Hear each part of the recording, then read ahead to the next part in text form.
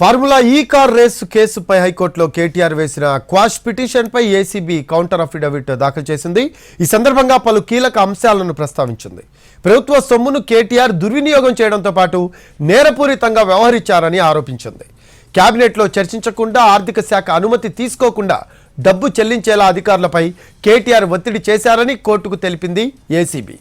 ఎలాంటి అనుమతులు లేకుండా విదేశీ సంస్థకు 55 కోట్ల రూపాయలు బదిలీ చేశారని వివరించింది ఏసీబీ. ఫలితంగా హెచ్ఎండిఏపై 8 కోట్ల రూపాయల అదనపు భారం పడిందని తెలిపింది. ఇప్పుడు అసంబంధమైన కారణాలను చూపించి కేసును కొట్టివేయాలని కోరడం దర్యాప్తును అడ్డుకోవడమేనని స్పష్టం చేసింది. కేటీఆర్ క్వాష్ పిటిషన్కు విచారణ అర్హత లేదని తన కౌంటర్లో స్పష్టం చేసింది ఏసీబీ. అధికారుల నుంచి అనుమతి తీసుకున్నాకే కేటీఆర్పై ఎఫ్ఐఆర్ నమోదు చేసినట్లు తెలిపింది ఏసీబీ. రాజకీయ కక్షలు అధికారులపై ఒత్తిళ్ల వల్ల కేసు పెట్టాము అన్న కేటీఆర్ వాదనలో నిజం లేదని స్పష్టం చేసింది. మున్సిపల్ శాఖ ద్వారా ఒప్పందాలు కుదుర్చుకునే సమయంలో బిజినెస్ రూల్స్ను కేటీఆర్ ఉల్లంఘించారని అఫిడవిట్లో తెలిపింది. ఎఫ్ఈఓకు చెల్లింపులు జరపాల్సిందిగా తానే అధికారులని ఆదేశించినట్లుగా స్వయంగా కేటీఆర్ అంగీకరించారని వెల్లడించింది. ఇప్పుడు ఎఫ్ఐఆర్ నమోదు ప్రక్రియ ఆలస్యమైనందున కేసు కొట్టివేయడం అనేది సరైంది కాదని వివరించింది. అంతేకాదు తీవ్రమైన అభియోగాలున్నప్పుడు ప్రాథమిక విచారణ లేకుండా కేసు నమోదు చేయవచ్చంటూ గతంలో సుప్రీంకోర్టు ఆదేశాలు జారీ చేసిందని తెలిపింది ఏసీబీ. దీనికి సంబంధించి లేటెస్ట్ అప్డేట్స్ తెలుసుకుందాం. మా క్రైమ్ ఇన్పుట్ ఎడిటర్ రమేష్ వెట్ల ఉన్నారు. రమేష్ వెట్ల, కేటీఆర్ వేసిన క్వాష్ పిటిషన్పై ఏసీబీ కౌంటర్ అఫిడవిట్ దాఖలు చేసినట్టు తెలుస్తూ ఉంది. ఇందులో కొన్ని కీలక అంశాలు కూడా ప్రస్తావించినట్లు మనకు సమాచారం. దీనికి సంబంధించి లేటెస్ట్ అప్డేట్స్ ఏంటి రమేష్ వెట్ల?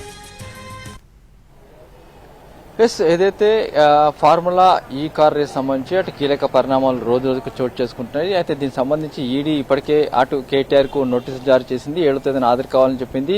దాంట్లో ఉన్న అధికారులు అరవింద్ కుమార్, బిఎల్ఎన్ రెడ్డి వాళ్ళిద్దరు కూడా 2, 3వ తేదీల్లో తమ ఎదుట హాజరు కావాలని చెప్పింది. అయితే ఈడీ వద్ద కేవలం ఏసీబీ నమోదు చేసిన ఎఫ్ఐఆర్ కాపీ మాత్రమే ఉంది. అయితే తాజాగా మొత్తం డీటెయిల్స్ మొత్తం కావాలని కూడా ఏసీబీ అధికారులను ఈడీ అధికారులు కోరడం జరిగింది. ఈ మేరకు ఈడీ అధికారులకు ఏసీబీ మొత్తం కూడా డాక్యుమెంటేషన్ ఇవ్వడం జరిగింది. పూర్తి డాక్యుమెంట్స్ ఏసీబీ ఇప్పటివరకు కలెక్ట్ చేసిన డాక్యుమెంట్లు మొత్తాన్ని కూడా ఈడీ అధికారులకు ఇవాళ అందజేయడం జరిగింది. ఇట్లా ముఖ్యంగా చూసినట్లయితే ఒప్పంద పత్రాలు, ఎఫ్ఈఓతో కలిసి జరుపుకున్న ఒప్పంద పత్రాలు, నెంబర్ 1 ఫార్ములా ఈ రేస్ సంబంధించి నెంబర్ 1 సంబంధించిన రేస్ సంబంధించిన ఒప్పంద పత్రాలు కావచ్చు, లేకుంటే తర్వాత ఎఫ్ఈఓకు ట్రాన్స్లేషన్ డబ్బులు కావచ్చు, రెవెన్యూ సంబంధించిన డబ్బులు కావచ్చు, రెవెన్యూ సంబంధించిన డాక్యుమెంటేషన్ కావచ్చు, హెచ్ఎండిఏ సంబంధించిన ఒప్పంద పత్రాలు కావచ్చు, మొత్తం అన్ని పత్రాలు అన్ని పేపర్స్ కూడా ఏసీబీ అధికారులు కలెక్ట్ చేసిన పేపర్స్ మొత్తం కూడా అటు ఈడీ అధికారులకు ఈ రోజు అందజేయడం జరిగింది. అయితే కౌంటర్ అఫిడవిట్ అయితే క్వాష్ పిటిషన్ కు సంబంధించిన కౌంటర్ అఫిడవిట్ లో ఏసీబీ అధికారులు కౌంటర్ దాఖలు జరిగింది. ఆ కౌంటర్ లో పలు కీలకమైన అంశాలు కూడా అందులో ప్రస్తావించడం జరిగింది. అయితే కేబినెట్ అనుమతి లేకుండా కేటీఆర్ స్వయంగా 55 కోట్ల రూపాయలు అధికారులకు చెప్పి అటు ఎఫ్ఈఓకి అటు ట్రాన్స్ఫర్ చేయడం జరిగింది. దీంట్లో ప్రభుత్వానికి హెచ్ఎండిఏకి దాదాపు 8 కోట్ల రూపాయలు నష్టం వాటిల్లింది. అంతేకాకుండా ఎలాంటి నిర్ణయాలు, ఈ నిర్ణయాల వల్ల కూడా ప్రభుత్వ ఖజానాకు గండి పడిందని చెప్పి కూడా దాంట్లో పేర్కొనడం జరిగింది. అయితే దీంట్లో గవర్నర్ అనుమతి తీసుకున్నాక ఈ కేసు నమోదు చేయడం జరిగింది. ముందస్తు అనుమతి లేకుండా ఎవరు ఆ కేసు నమోదు చేయలేదు. ఇలా రాజకీయ కష్టాలు లేవు. అంతేకాకుండా తీవ్రమైన ఆరోపణలు కావచ్చు, తీవ్రమైన నేరం జరిగినప్పుడు ఎలాంటి అనుమతులు లేకుండా డైరెక్ట్ గా కేసులు నమోదు చేసి ఆ మేరకు చర్యలు తీసుకునే అవకాశం అటు విచారణ సంస్థలకు ఉందని చెప్పి కూడా దానిలో పేర్కొనడం జరిగింది. అయితే దీనికి సంబంధించి ఆ కౌంటర్ సంబంధించి కూడా కేటీఆర్ ఒక అఫిడవిట్ దాఖలు చేశారు. దీంట్లో తాను జారీ చేయమని, తాను నిధులు ఎఫ్ఈఓకు బదిలీ చేయమని చెప్పాను కరెక్టే, కానీ ఈ వ్యవస్థ మొత్తాన్ని కూడా అధికారులు చూసుకోవాల్సిన అవసరం ఉంది. తాను డబ్బులు ఇవ్వమని చెప్తే అధికారులు చూసుకోకుండా ఎలా ఇస్తారు?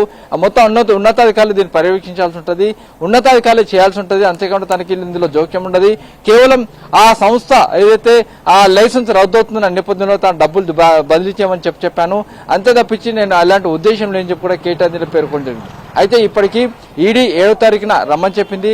31వ తేదీన అటు విచారణ హైకోర్టులో జరగబోతుంది. 2, 3 తేదీల బిఎల్ఎన్ రెడ్డి, అరవింద్ కుమార్లు విచారణకు హాజరు కాబోతున్నారు. అయితే 7వ తేదీన కేటీఆర్ హాజరవుతారా లేదనే విషయం కూడా ప్రస్తుతానికి తెలియలేదు. ఈడీ అధికారులు మాత్రం నోటీసులు ఇచ్చామని చెప్తున్నారు. అటు కేటీఆర్ సంబంధించిన టీం మాత్రం ఇప్పటికీ నోటీసులు మాత్రం అందలేదని చెప్పని చెప్తున్నారు. ఏది ఏమైనా కూడా ఫార్ములా ఈ రేస్ సంబంధించి అటు ఏసీబీ దూకుడు పెంచింది, ఇటు ఈడీ దూకుడు పెంచింది. రెండు విచారణ సంస్థలు కూడా విచారణ వేగం పెంచి ఆ మేరకు ముందుకు వెళ్తున్నాయి. Rafi, right, thanks for updates Ramesh వెట్ల. Right, అది